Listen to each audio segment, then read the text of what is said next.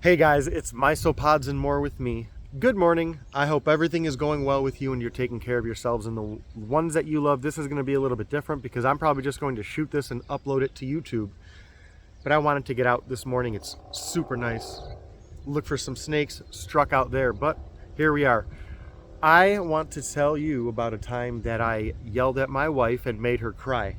But I want to tell you about why I laugh, because hopefully most of you are thinking, Steve, oh, that's weird. I don't think you're the kind of guy who would yell at his wife, make her cry, and then laugh about it. So I want to share that because context is king, as I say. But I want to talk about first how I got to even thinking about that, because I enjoy sharing my thought process sometimes and how I got to where I was conceptually.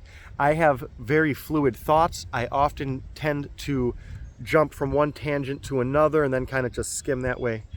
I often try to bridge separation with my thoughts. So, anyway, I had a dream where I had to yell at someone, which is no big deal in and of itself.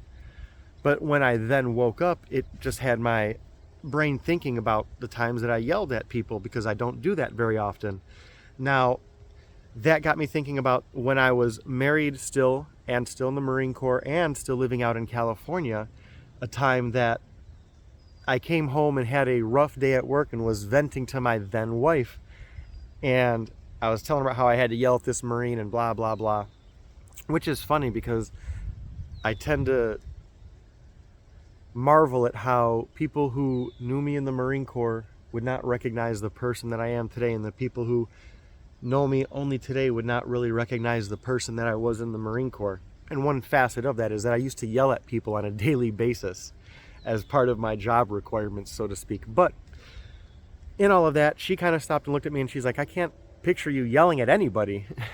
Which was odd because, but as a Marine, I kind of separated that. I was a Marine at work and then still a Marine at home, but I didn't treat people like they were Marines at home, or I tried not to. But so we just had that quick conversation. She's like, I can't picture you yelling at anyone. I was like, oh, okay, no big deal.